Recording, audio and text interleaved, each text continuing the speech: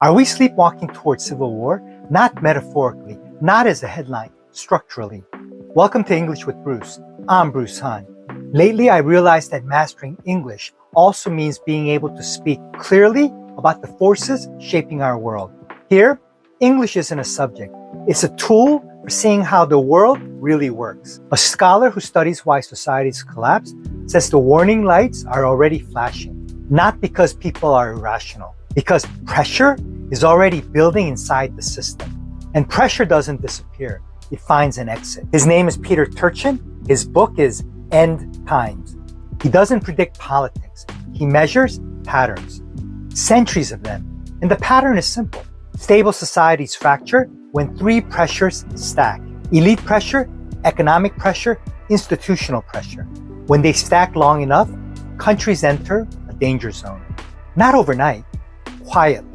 Like a bridge cracking under weight you don't feel until it snaps. Today we'll break down those pressures and why his data places the United States squarely in the danger window right now. Pressure 1. Elite overproduction. Too many ambitious, hyper-educated people chasing too few elite seats. Top schools, top firms, political power, cultural influence. Fewer chairs than players. When elites can't rise within the system, they start fighting to control it. Politics stops being about disagreement. It becomes moral warfare. Who deserves power? Who must be removed?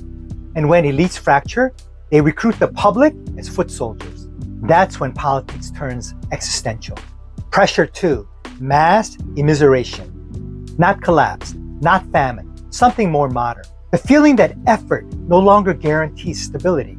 You work harder, you fall behind. Housing drifts out of reach. Your children's future feels smaller. That creates anger at scale. And anger is political fuel. Any faction can ignite it. Pressure 3. Institutional strain. Trust erodes. Every decision looks corrupt to someone. Every election is questioned. Every ruling feels political. Authority doesn't disappear.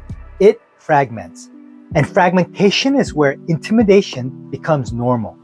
Threats become background noise. Governance becomes friction. This is the nuance that matters. Turchin does not say civil war is guaranteed. He measures probability like an earthquake zone. Most days feel normal until the day they don't. And his data places the US in a historical window where instability peaks. Not one explosion, a pressure decade. Elite conflict stays high.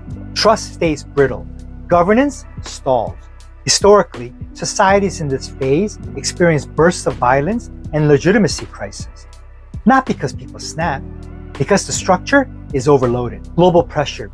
Zoom out. China, upward mobility colliding with economic ceilings.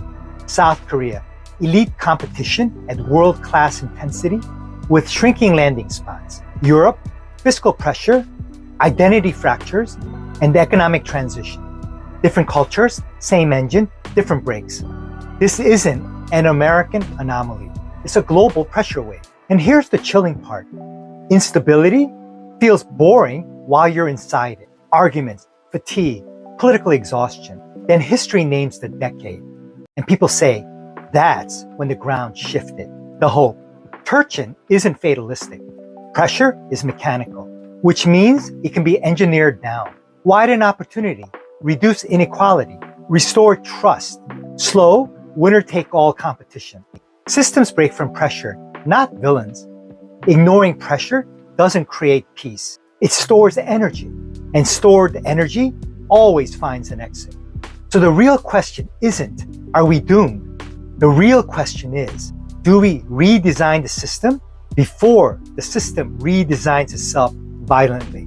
That's the edge we're walking. The question now is whether we're already on thin ice.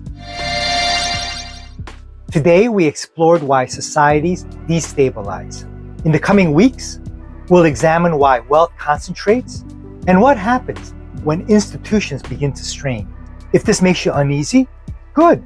Comfort never built resilient societies. Thinking does. If you want conversations that treat you like an adult, subscribe. Not for outrage, for clarity. And ring the bell so that when the next hard idea drops, You're already in the room. See you on Sunday.